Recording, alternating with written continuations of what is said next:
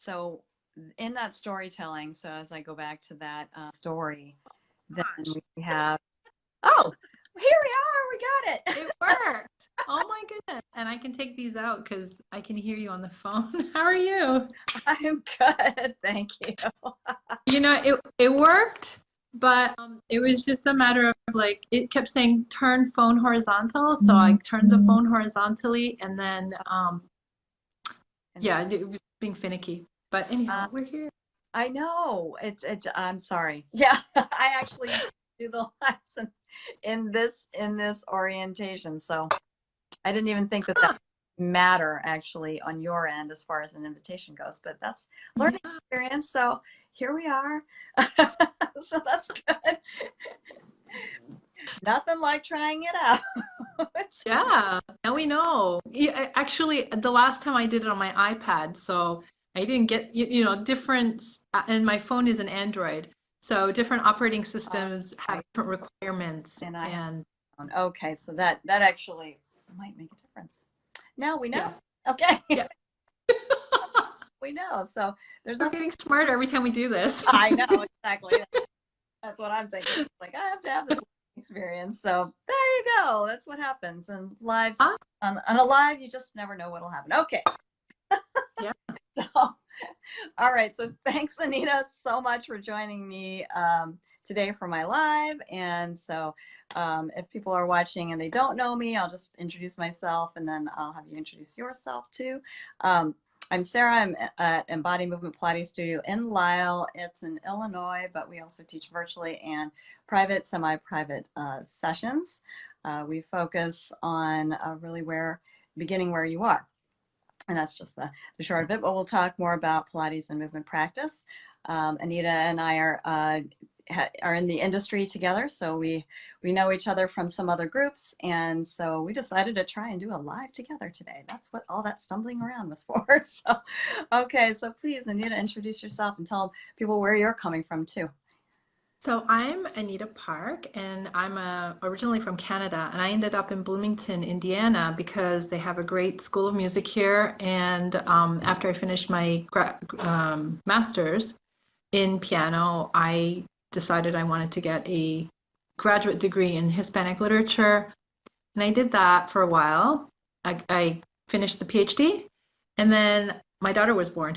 I became a mom, and so while I was becoming a mom, I did a lot of Pilates, and it just became clear that Pilates was a good solution for staying closer to home and staying in shape and being, staying fit to support the needs of my family. So here we are. Here we are.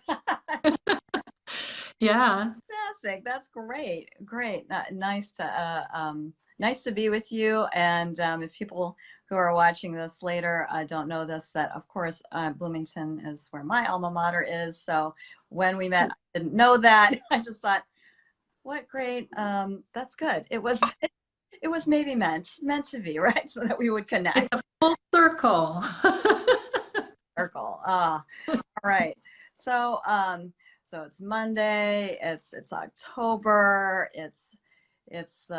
We are in a season of change. So many changes this year in 2020. But of course, when we just think about the regular season and the season of nature, I know that Anita has you had a theme, right? Do you do a monthly theme? Is what it is? Yes. So I also thought about all the changes that happen and how they're particularly difficult around this time, because for us in Bloomington, we are in the 7th month. We're well into the 7th month. In fact, we're on our way to finishing the 8th month, 8 months. So this is not where we thought we were going to be, and shift it and change, as particularly changing of the seasons when we leave the warmer seasons and go into the colder seasons. I found that to be the hardest time. Mm-hmm. And so rather than thinking about change or what we're leaving behind or what we don't have that we thought, I just thought, what's a good metaphor that can take us into the month? And I have found it helpful to mark months. That is one way of coping. It's a coping mechanism to kind of honor, October is very different from September. September was different from August. And if we don't mark the month, then it's like time slips away. So my theme for October was embrace, whatever that means. Like it can mean embrace, like mentally embrace the memories and our loved ones and transfer that somehow into our conversations with them. Also, work that we do, what are the muscles? What does, like, even just doing that gesture, what is required to bring us out of this kind of thing, Right. But rather feel that, and just to kind of get, I just think of Diego Rivera's painting. What is it, The Worker? And he's got these huge stalks of lilies, and he's just got that in his arms, kind of thing. Like some kind of bountiful gesture. That was originally what we think about with fall and fall harvest. And so if we could think positively for those of us who are blessed and embrace this time. And it's kind of twofold. I love that theme. And I think, this is that time of year. Well, first of all, it's one of my favorite is that change. But a good point as far as doing a marking of the months, because you do want to define those things. I think just especially this year, needing to have that definition. Right. At least it's a base structure, right? So to come from. Right. Yeah. That's an important part of it. So that the theme that I guess I came from is shift. Just a natural thinking in terms of the seasons is the idea of shifting. And then so to have this discussion around shifting, and I love that word, or having a theme word, just like you're saying, a theme word of embrace. And shifting it could be taken in a negative like thinking of being shifty, but instead it's such a point towards building. When I see those colors shift, and just like you said, you see this, you envision that picture or that painting, and all the things that it exudes towards you.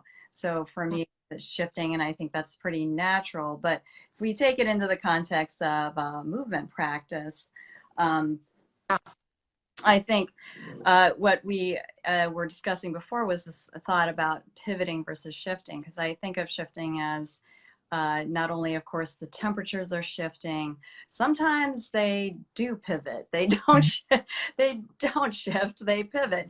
But we always it evens out, right? I always think that it does kind of even out. So when I think of shifting versus pivoting, I thought you had a nice analogy. One of the things you were saying about the 1 foot, maybe you could repeat that from our previous conversation was. Oh, goodness. Do you remember what I was talking about? I'm sorry to put you on the spot, but it was about taking. Goodness, yeah, I don't remember that. Sorry. That's okay. Forever. If you could jog my memory, was it like, was it shifting that was 1 foot and then you kind of move over, or? I think what we were talking about, like trying to define pivoting as a movement. So when you think of pivoting, you take a step and you were standing on a leg. So you were saying something about having to stand on a single leg, or maybe you can just take it from this point, like that. Yeah, it's very destabilizing. That was the whole thing about entering into COVID in the first place.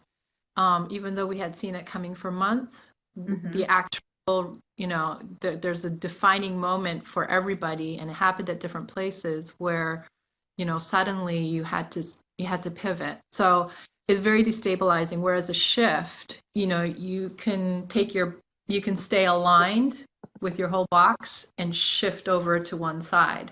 Right. And you can kind of stand on both feet and shift. Whereas I feel like pivot is completely, you might have one foot down, you might have only the toes down. Very, very destabilizing and very dynamic. You're moving on a very small base of support. So I think shift to me sounds like a more manageable strategy rather than Right. That's what I like about for me, the theme of shifting versus pivoting. Pivoting is, I think it's important to be able to know how to do both, of course. Yeah. Not like without, when we just are, is this a vocabulary word? And just, yes, but it is part of a vocabulary that we want to know how to do. But, when I think of shifting, it is just like you said, the movement is being stable and just changing smaller increments, versus a pivot feels like a much more defined increment, like a defined and quick, like you said, dynamic movement. It feels like this is what we have to do. But in fact, shifting, I feel, allows you to still stay in the similar comfort zone. Right. If we think about just changing from one foot to another, or moving yourself just ever so slightly to feel something different. These are the subtleties of shifting versus a pivot. Thinking in terms of when I think about just the shifts, and when we talk about movement, asking someone to shift their pelvis slightly back or slightly forward, and slightly back and slightly forward, to then find somewhere in between. And while pivoting is important in mindset and in movement, it's something that sort of skips over the subtleties. It could, I should say that it could. Yeah.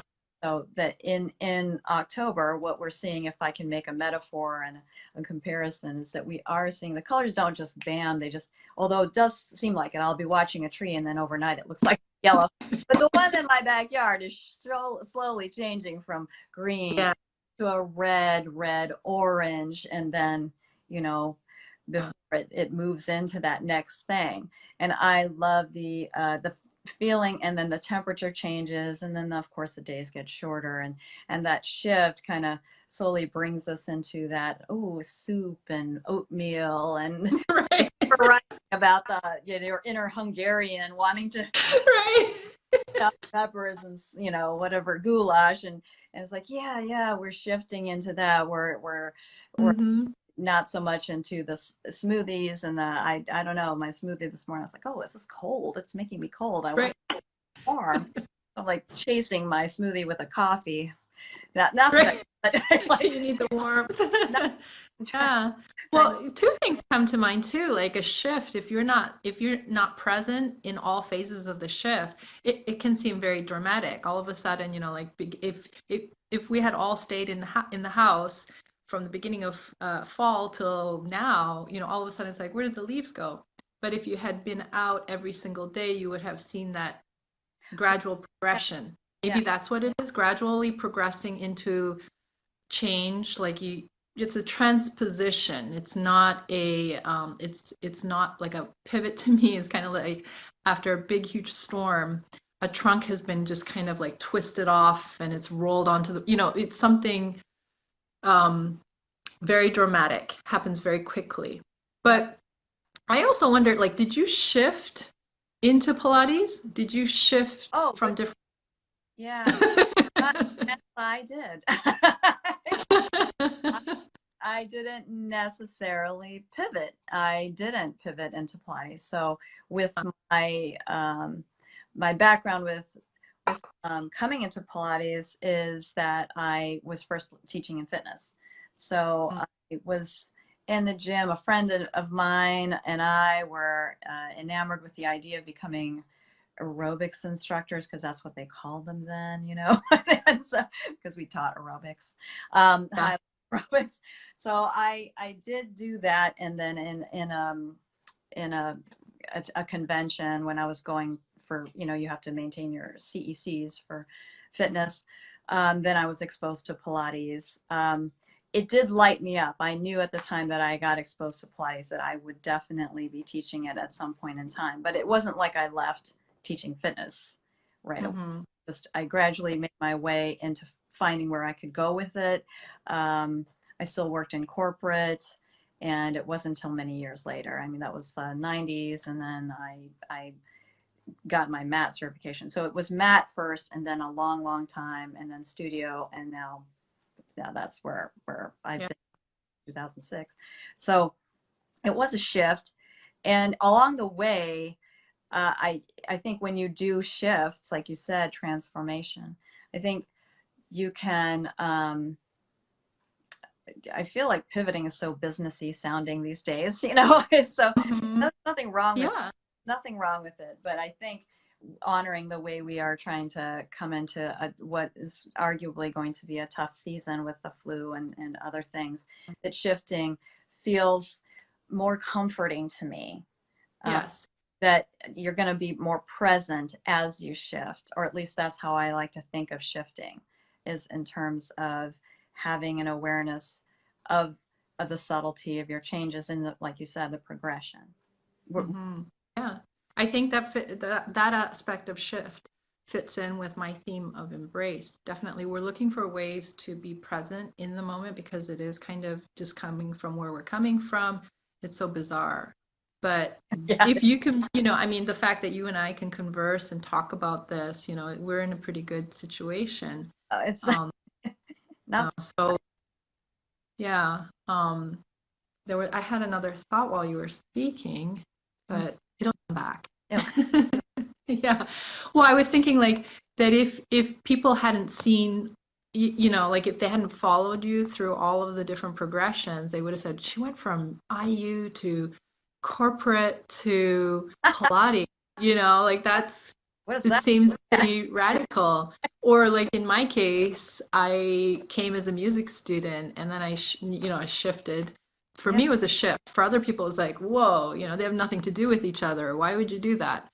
And then Pilates, you know, where did that come from? Why are you doing Pilates now? You're a Pilates teacher?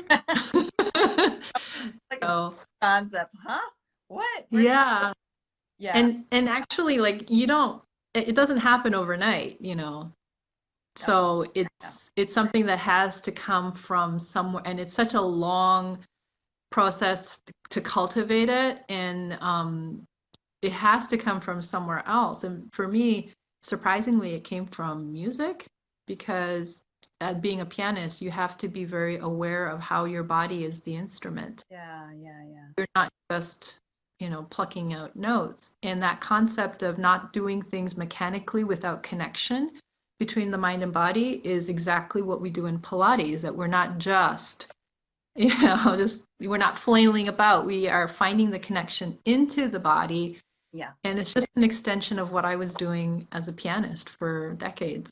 So yeah, I can see the parallel, actually. I can definitely see the parallel, actually. So maybe maybe this is where it can connect to just kind of what you're saying. It's like, to me, Pilates is, and just maybe this is in there, of course, with music. Pilates, the method is this structure, of course, and so we are this structure, and it can seem formulaic, I think, to the outsider. So when I'm thinking of somebody who's coming into Pilates, you know, if I do A plus B, then I get C, you know, kind of very structurally. And in some ways that's an important way to look at it too, but it's only really one dimension. Yeah. Are you talking about when you say like they come in to get A in order? Sorry, I'm getting the letters mixed up. Yeah, no. I mean, sometimes so when I say that, I say I'm stating a formula, and I think people, like, they come in and so someone new, and this is to address anyone who hasn't really or even those of you who have, you come in and you're trying to talk to the teacher and you want to know how many sessions can I take before I see some results, which is a valid question. I'm not saying it's not. and that we as teachers have a structure in order to, to provide that to you in a program. Right. So that's true. Change requires some level of structure to follow those steps. But I guess what I would say to enter into, like, when I think of good student, and this is just all relative, good student, excellent student, and sort of like, oh, or now you're moving into ownership of yourself. I think the idea of shift has to come into play, because yes, you have to learn the structure. Yes, you have to learn how to breathe and get the nuances. Even those are the in a subtle way differences between, of course, like yoga and just cardio. Of course, breathing is different, so that's a shift. But if you can take which is okay, the exercises. Yeah. Right. It's the structure, exercises. I hope this is making sense. Then you start to see the changes and feel the changes. Okay, right. Great. Then you're becoming mindful and you are making the shift. I think that becomes then what I would call, like, a good student is like the person who comes in and sees that, feels that, oh, great, I love this. This feels awesome. I've done my Pilates for the day, and then they go about their day, and hopefully they feel great and take that with them in some aspect. I venture to say that an excellent student recognizes the actual shifts that happen for them mindfully while in the exercise, and begin to pull the shifts then truly into their day. Then we become different from the student who's just, I was coming in for the formula. I was coming in for the 10 exercises I need to do every single day, right? So, yeah. But I think those insights can happen even in the beginning, because even in the beginning, you will feel differently than when you do any other kind of exercise. So, and that, I think that in part has to do with tempo, because when we first start with beginner people, even if they are very, very fit, we want to make sure that we lay the foundation for them. So that already takes them back into, they're already a beginner, they're a new learner. The tempo is differently set for them, because we want to give them that foundation for, to build on the rest of the exercise, or the other exercises, the rest of the list, as it were. But, and I think it gives them time to self-discover, like, I was pretty strong at, deadlifting, I don't know how many pounds, hundreds of pounds, but she's asking me to lift my leg. Hard. Now they have time to make new discoveries. So I think it can happen pretty quickly that they walk away from that and say, like, I only had 2 or 3 sessions, but I noticed I slept better, or I noticed that I felt a difference between when I had good posture and when I had poor posture. I could feel the difference. And so those insights, hopefully, it's kind of baked into the work. So if we give them the work, then they will start to, like, these like layers of an onion, they start to peel away, and they're like, oh, that's really cool. Like, I think ultimately for me, one of the things that I forgot to mention earlier was my theme of embrace is also about self-care and self-acceptance, and what's commonly called self-love. So, like, you accept the body that you have, you embrace that as your reality, that this is what we are working with, and this is what's going to take us forward, and you embrace that. Like, it's not going to serve me or anyone else if I'm thinking about the body I had 20 years ago, which, just because I was younger, is not necessarily better, because I had less Pilates in me then. So the same goes for moms. We get a little bit bigger around the middle, and that's not a bad thing. It's really not a bad thing. The important thing is how we're lifting the spine, how we're moving, that those elements are healthy, that we are embracing healthy habits for our well-being and our health. And, It's not about metrics. It's not about, we're not comparing anybody to anyone. Hopefully we're not comparing ourselves to anyone. And really ultimately the version that you have now should be the best version of yourself. And then the next, from the next minute on, that will also be the best version of you. Right. And it's okay wherever it is, right? Where yeah. Are, right. Absolutely. Yeah. Yeah, completely. No, embrace the changes that have happened and that you're living with now. yeah. No, that's so I think that's that is an important, thank you for bringing that forward. I do think it can happen in any moment. Right. I think people sometimes, I guess, come in and they're maybe surprised that so they do have to make a shift.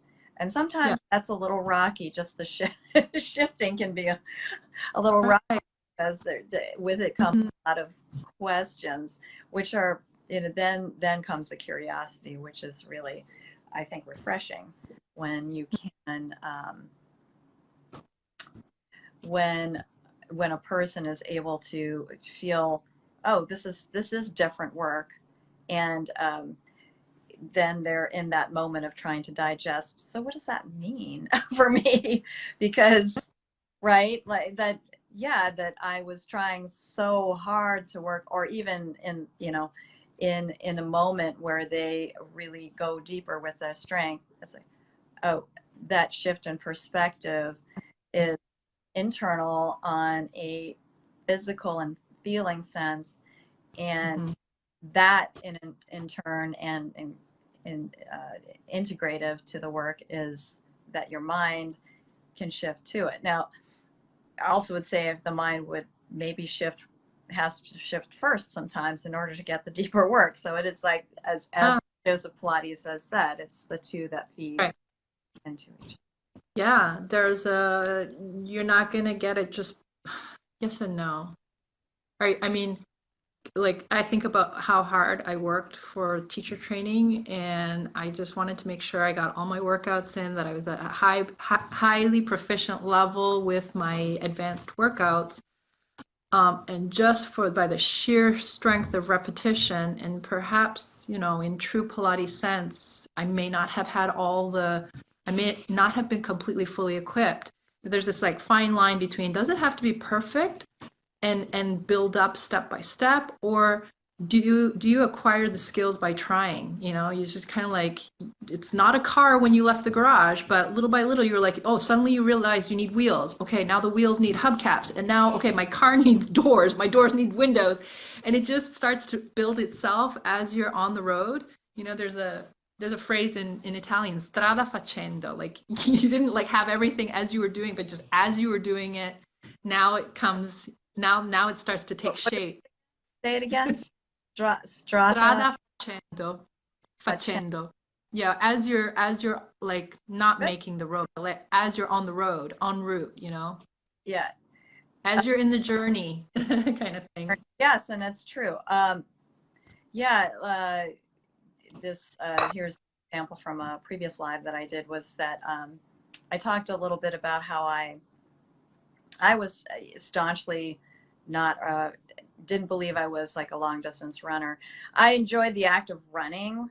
This was like my teens, and I would enjoy a good sprint, and that was it. I'm good for a sprint, and then I like do it, then it's done. Right? Do it, and it's done, and I'm done. But some friends of mine they were all into long distance. It's like, I'm never gonna do that. And so in later years, I had a friend who wanted to get into running, and I was really just supporting this friend. I wasn't into the running, and I said, okay, yeah, I'll help you. We're going to do this walking to running thing, but no, I'm just going to tell you right now, I'm just going to walk. All right. When I need to, I'm just going to, that's how it's going to be. I'm just telling you right now. So you're ready for it. So then we pick out a route, and this becomes our attempt. And we didn't measure this route. Sorry. And so funny enough, this friend schedule got in the way, and they stopped doing it. But I really started to really enjoy my time on the route. So I started walking, running, and eventually I was kind of, oh, well, I said, I can keep running. And I would get difficult. And then, okay, well, it's getting a little hard. Should I stop and walk? And the competitive side of me said, you don't need to stop and walk. You can run this. So I would run it. So eventually I could run the whole thing. And when I confidently could finish the whole thing, I actually took my car and checked the odometer, and I drove that little route that we'd been doing. Oh, wow. I don't know how long it was. It was months, though. It was over. This is across months. And I said, huh, I guess I'm a long distance runner now. Yeah, see, so that's exactly. It was in the act, right? Yeah, the act of doing it, you became. Strata. Ooh. Yeah, I became. Yes. There is a highly philosophical component to Pilates because it's such an unusual form of exercise. It's definitely mindset. That's the mind component of the mind-body connection. Mm-hmm. Very, very strong. That's practically, like on a practical level, that's how we accomplish a lot of the things that we do. Mm-hmm. Otherwise, you know, they could become mechanical and misaligned. So we're looking for that connection physically. That it's the mind, body, and the concentration of how I'm going to do this activity, where I'm going to find, you know, in unexpected places as well. So, I'm going to go off on a tangent here. Well, let's go off. Today I taught a class, and you know, I just noticed. Person told me that she had something in one of the shoulders.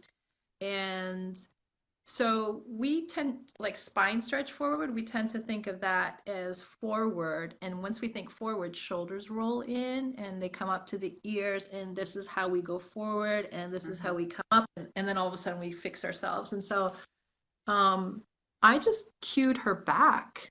I said, you know, if I put a piece of tape across the backs of your armpits, I want you to feel that all the time so that you're square. And when you're going forward, it does not mean we keep that piece of tape there. It's not, you're not going to stretch it forward.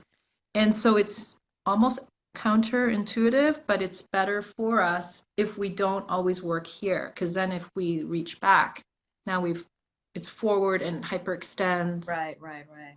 And counterproductive ultimately.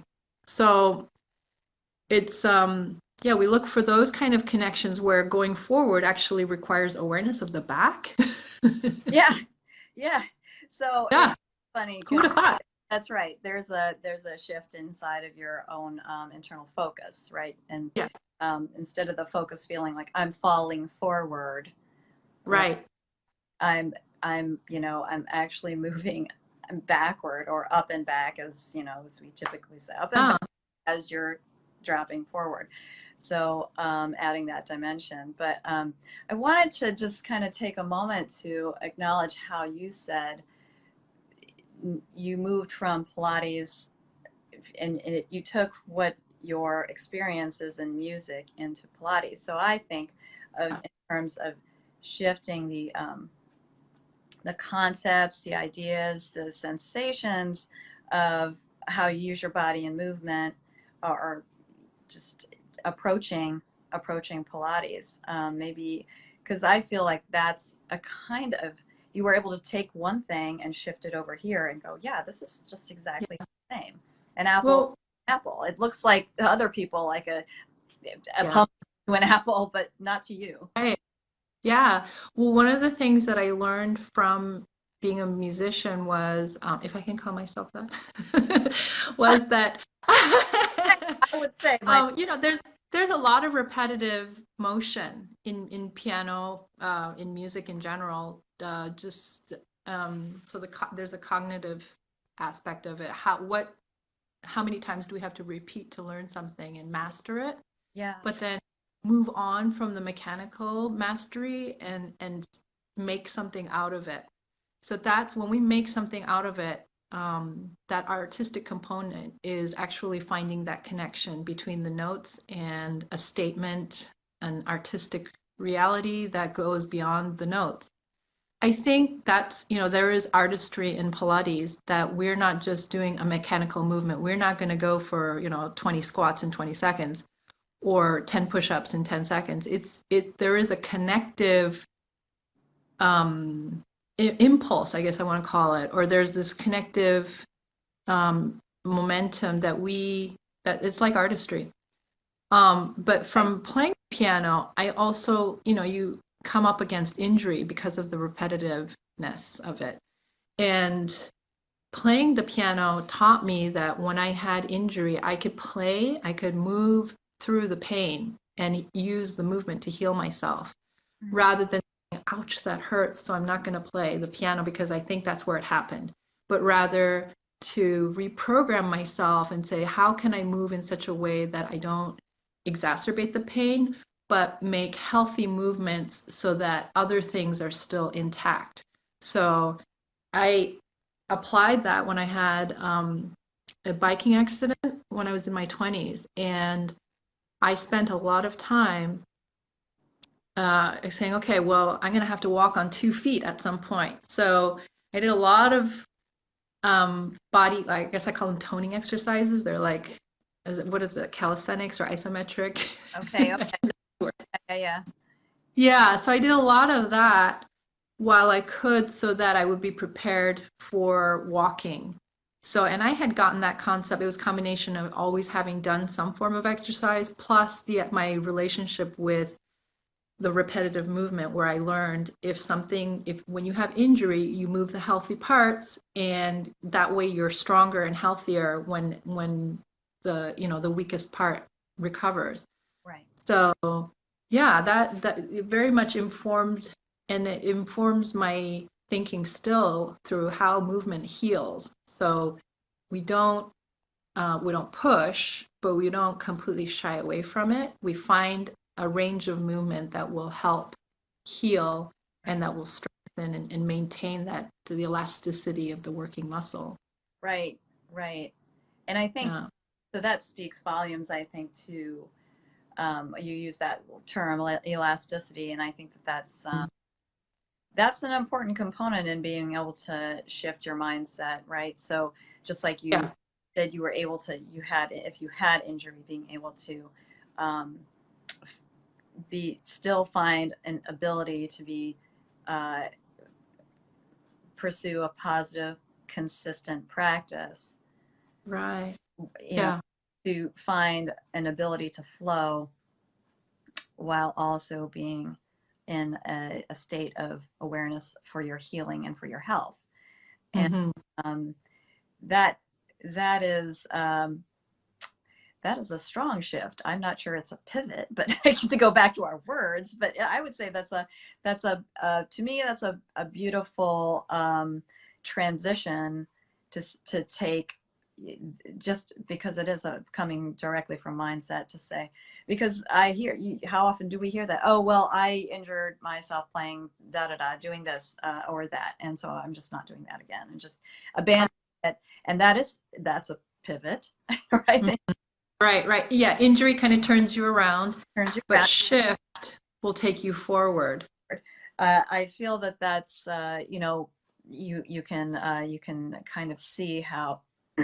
Sorry, I love your example there, because you're talking about just making these adjustments. Those are fine tuning, and fine tuning sometimes seems tedious, but it is entirely worthwhile. It's only tedious from the point of view of the ego. Well, once you shed that and set it aside, and we can get to the real work. That is so right. Yes, that is so right. It's funny because it's one of my one of my favorite things. I say favorite with a little bit sarcastically, is that when a client or a student I've been working with for so long has heard me say this, whatever cue, perhaps like with flexing forward and keeping the head lightweight, and asking them to do something, and I'll say it for the 100th time, and finally something about it, And something about that consistency of practice, having done it over and over again, just like I walked and then ran and then I jogged and eventually fully ran, that's finally like it clicked. I'm like, this is the runner's high, right? Oh, it's supposed to. Then the student says to me, well, why didn't you ever say that to me? And she, yes, I've never said that to you before. It just finally, Yeah. it just finally clicked because it was worthwhile, right? It was worthwhile to stay consistent in the effort to express, okay, if you just can shift into that moment, and we do that as Pilates teachers, that is something that we're here to help coach your approach to it, that you don't have to push so hard. You can find it in a different way and you'll work deeper, more efficiently, and in a greater support to your spine, and therefore you'll feel that difference. And boy, that's another shift, and you can take that with you. So anyway, were you going to say else? I was just going to. Oh, lots of thoughts. Lots and lots. I mean, because you also have to shift internally, kind of like you would never have found that had you not gone through that whole long process. Like, so, and it seems like like I said, like it's such a small thing, but it came from a long thing. Just kind of like if you're not there at the beginning of the whole transition and you only see, from before and after, then it seems very dramatic. But it was, and I think consistency is the key to the shift as well. Yeah. It doesn't just happen on its own. You're always plugging into it. And if it's that shift, the key. Sorry? Yeah. Right. Yeah. And if you are always plugging into your practice and plugging into mindfully going deeper into the movements, that there's a quality of the movement that almost seems like learning dance in a way, because now, you're being told to do it a certain way. It's not just, hey, what to do, how fast to do it, how many of these to do, but really, we could spend maybe half, we don't want to, but ideally, but it almost, I think to a new person, to a beginner, it feels like, oh my gosh, she's telling me to do what with the spine and what, like, why do I have to, I'm going forward. Why do I have to think about my belly going back? Like, nobody told me that before, right? And, that's yet a different aspect of shift. Yeah, shifting into understanding this language that is Pilates. Right. Yeah, I warn some people. I say, you might hear me say things that don't make sense, so just let me know. What are you talking about? So we have to, we have to shift gears, and that's one of the first things I say to new students. It's like, okay, so have you ever learned a new language before? That's because that's what we're about to do. So we're about to learn a new language, and I'm going to learn it. So it's. Well, I had a question. Like, is there an exercise for you that was really like that has shifted for you that, like where you suddenly see it was a very small, like a seemingly small change, but has made a really big difference for you? For my own body or for students? For your own body. For my own body. That's a good question. So I think one, well, this is the first one that comes to mind, is spine stretch forward. Right. Yeah. Having some dance background myself, of course, use legs splayed, fold forward, right? That's like, well, it looks like that, so. It looks like a hamstring stretch. Yes. And Pilates is, so let's go. It was one of those exercises from them that I was a bit baffled by, of course. And I realized it's a place where I can still relate to new clients and students who are still learning it from the beginning, because, I remember that doesn't make any sense to me at all. What are you talking about, the spine stretch? Am I not doing this? Am I not there? Am I there? Am I doing it? Pass the toes. I can reach my toes. You want me to reach my toes? I can do that. I can just fold forward. Right. Yeah. So it was one of those things where I had to just keep.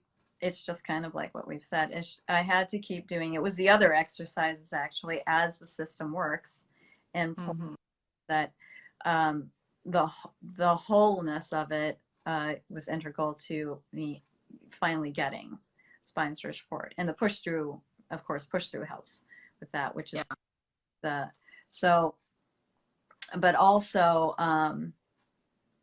the cat stretch and finding my way through the cat stretch and just actually my own playing around the cat stretch and just allowing it not to have to inside the structure allow myself different ideas of pressure, because I realized, I think that I uncovered some aspects of compensation in the period of that exploration.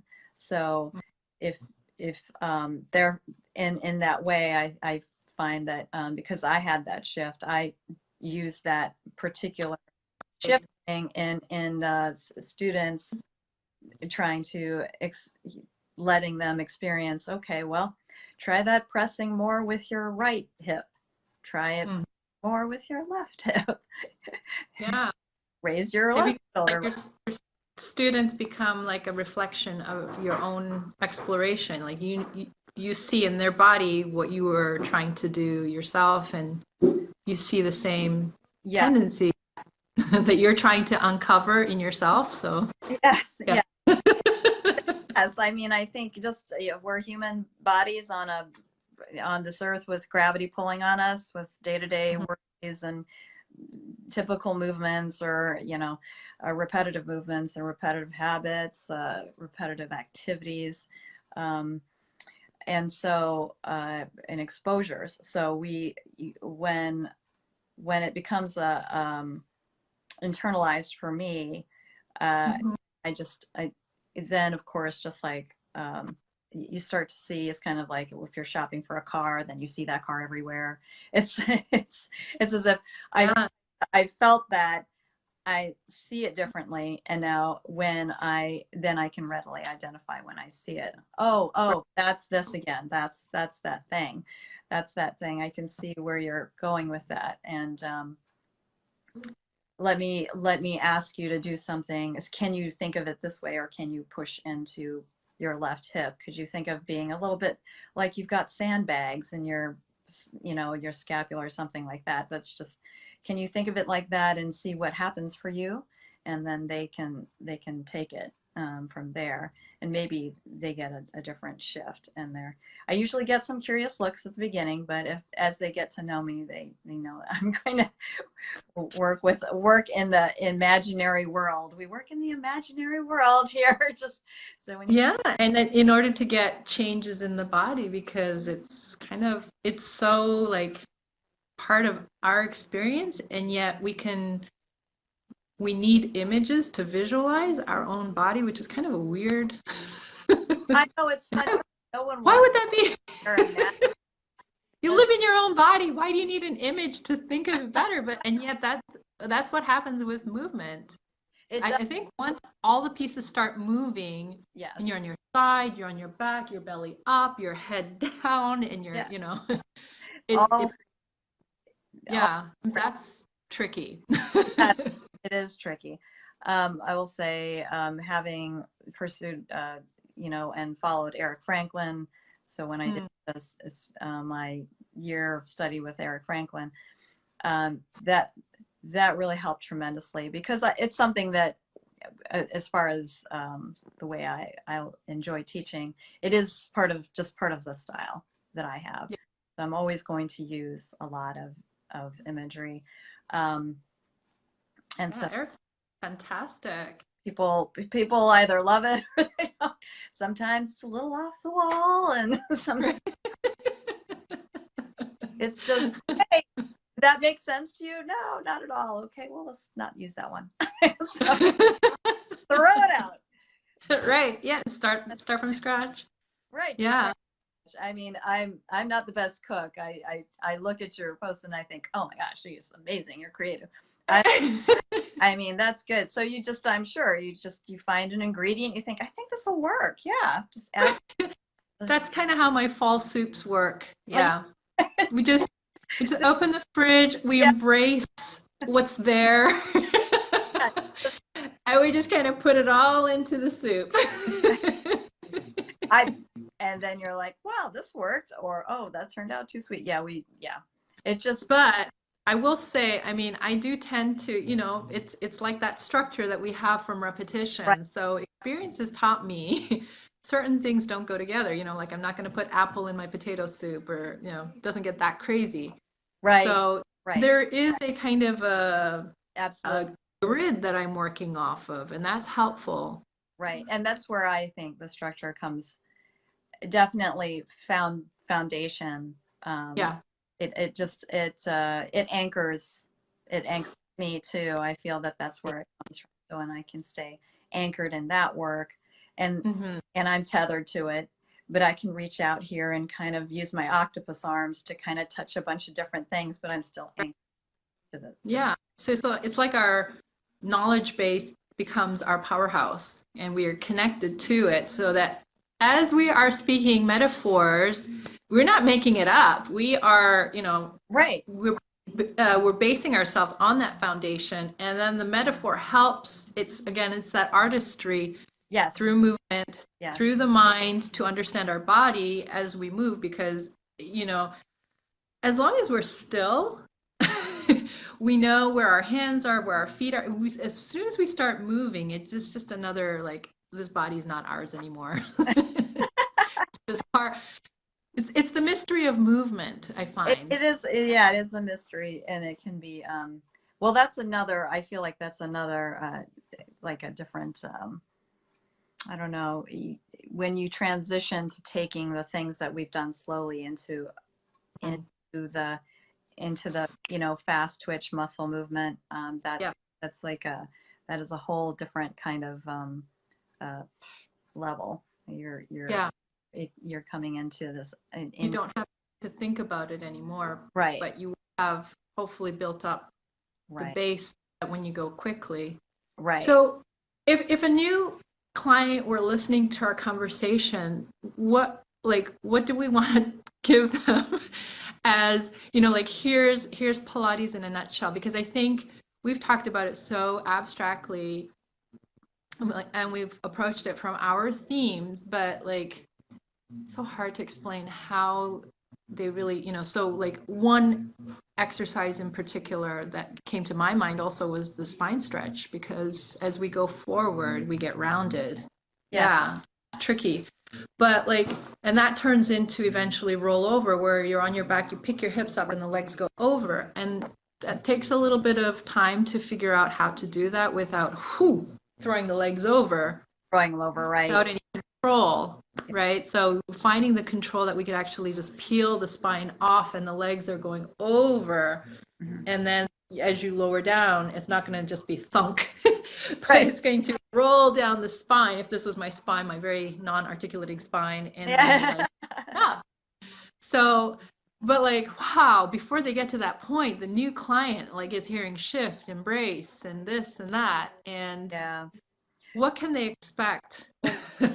Okay, yeah, so that's a good question, right? So I think, well, beginning student, so yeah, let's put it in terms of if you're walking into a studio for the first time, what can you expect? So I would say what you can expect at Embody Movement Pilates Studio, let's just say, is that it will be a new language.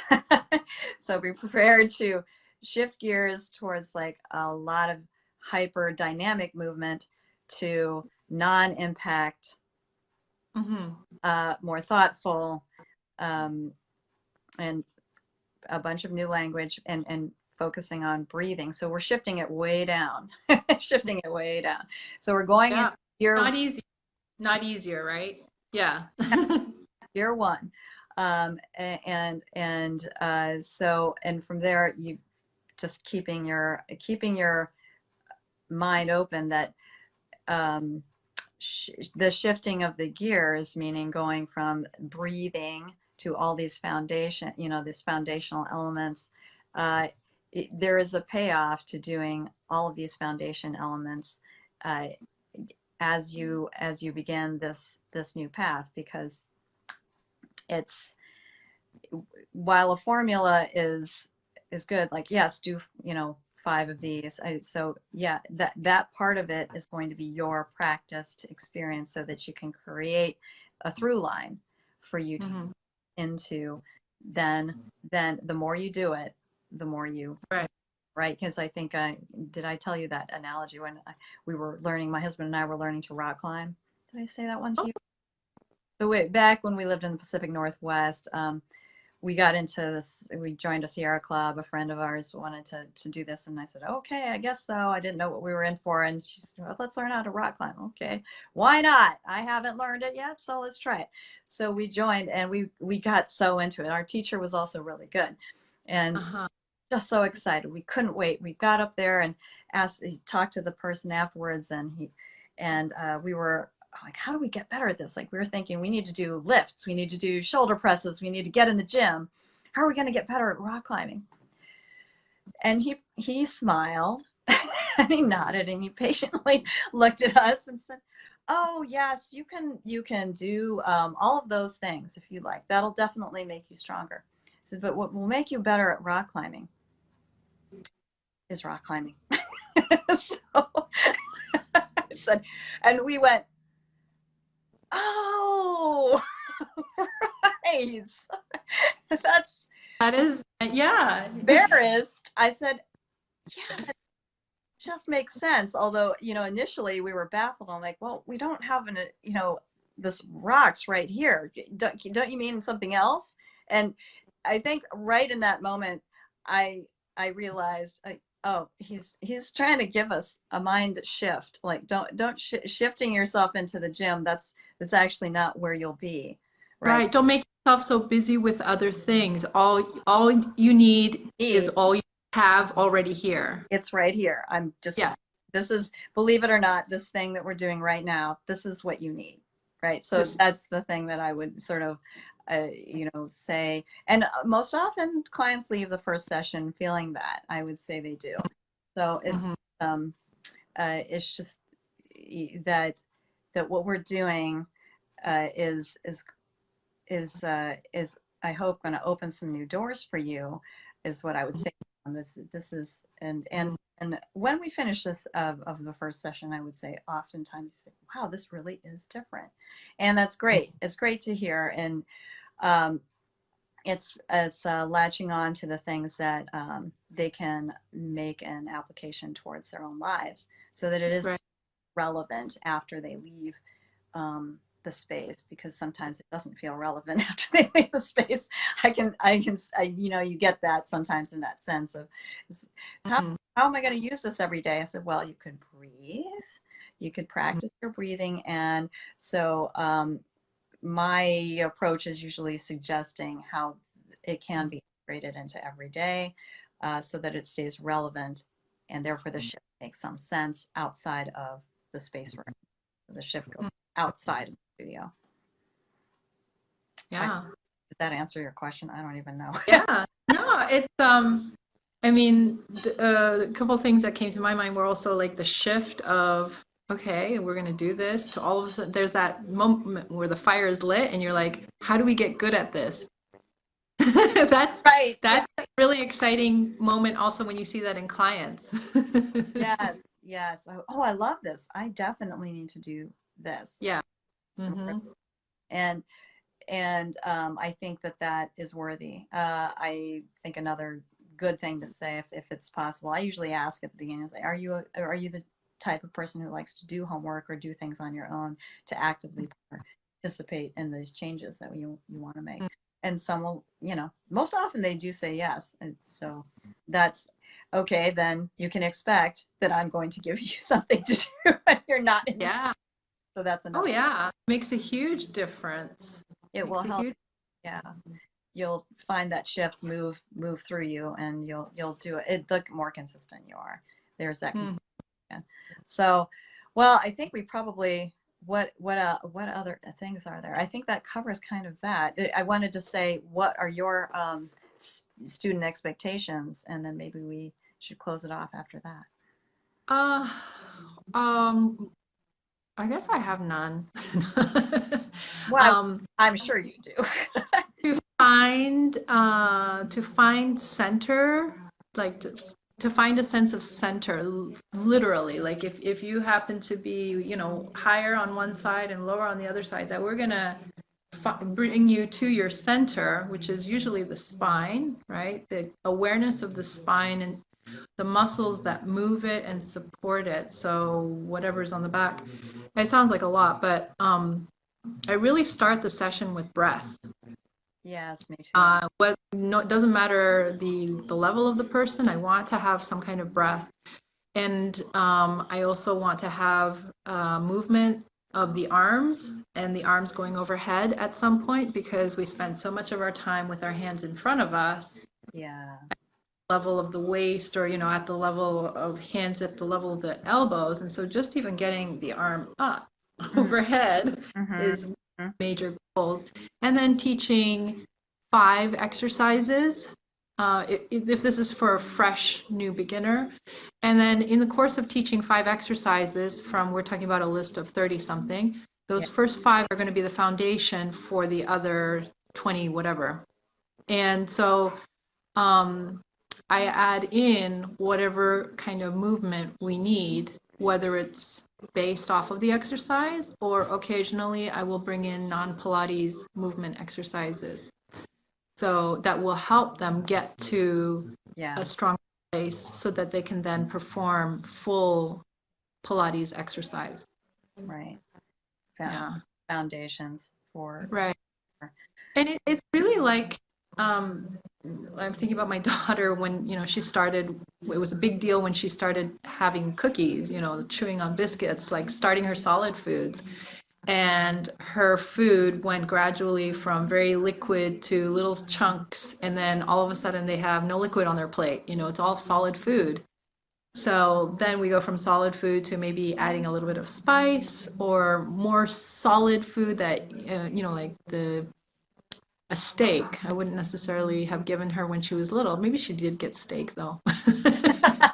You know, but kind of like that. There is that progression, and it's the same for people doing Pilates. You know, you're not going to throw them into the solid, really grown-up foods with lots of spice and stuff. It's just not appropriate. They can't digest so many things all at once. So Right. No. Yeah, I think foundations are definitely key. We usually have a handout that we give them, and then I use sorry, I think it has like maybe 10 or 11 exercises on it, but we maybe move through them all, but I'll give them homework. right. I tend to start with breath, just as you do. So Yeah. And it's always nice to finish with a stretch and just kind of a moment where you come into yourself and you say, how does that feel now compared to even, I think, standing up, the act of standing up after a Pilates workout, even if you've only done 5 exercises, you feel the difference when you stand up. Absolutely. Because your core is working in a different way, your awareness of your spine is so different. And just that's a nice self-diagnosis tool to put in at the end, just to appreciate, okay, you actually have a different body now than when we started 50 minutes ago. Right, exactly. Yeah. And you know, the nice thing I think for students to I think they give us credit for that. And oh yeah, no, and I all them. Yes, of course, here we helped you do that. I think then I always try to for students who've then been with me as an experienced beginner for a while, or even maybe in that beginning, I'm like, well, I'm definitely here to help you, but you know, this is an achievement that's your own. So, you know, you made that shift yourself by coming in here, by deciding to do it, by changing your mindset, by doing this, you're agreeing to do this breath this way, agreeing to trust thing. So please acknowledge yourself and pat yourself on the back, and that the mind isn't just giving, you know, directed towards me, because I think that I tried to shift some of back because I think they think, well, nobody's helped me uncover it. Yeah, that's my job. That's absolutely right. But then your job, you have a job here. Your job is also to recognize your part in it. So yeah, it's the image that comes to mind, because we were talking about food earlier. It's kind of like setting the table.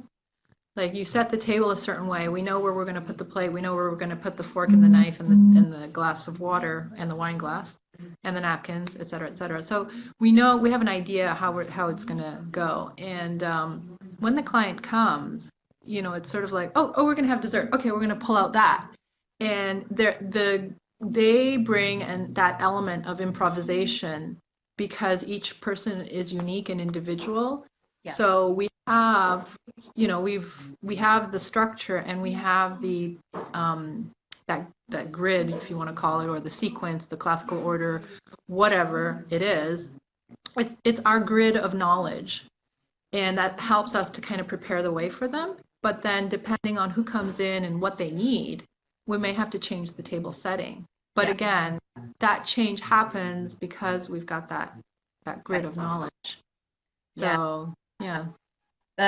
So many good things we kind of talked about: structure, transition, thing about shifting, and the artistry of Pilates. I completely agree. That's one of the things that drew me to it, is that I feel the interest of anatomy, science, biological beings and movement, and the science aspect, but that you can't be human, I don't think, without this aspect of artistry applied to that. Right. Yeah. I feel like it's absolutely present, which makes it a lovely conduit for the work that we do, because I wouldn't have found this calling, I don't think, otherwise. So I'm so glad that we could do this today. Thank you so very much for your time, Anita, today. I very much appreciate you taking the time to do this live with me. My pleasure. It was a lot of fun. Thank you for having me on here. We'll do it sometime again, perhaps. And thanks to everybody who's hung in there and watched any or all of this. And so please just fast forward. Fast forward through some of it, but please leave your comments below. If I hope this is helpful to anyone who's listened. If you're a beginner and you're really curious about what we just talked about, please put your question down below in the comments, or if you know someone who would be helped by our conversation here, please tag them in the comments. We'd love that and appreciate it. So Sarah here from Lisle in Illinois, and Anita joining us from Bloomington, Indiana. So thank you for watching, and we'll see you out there, Facebook people. Have a great day. So much. Okay. Race from far. Big hug. All right.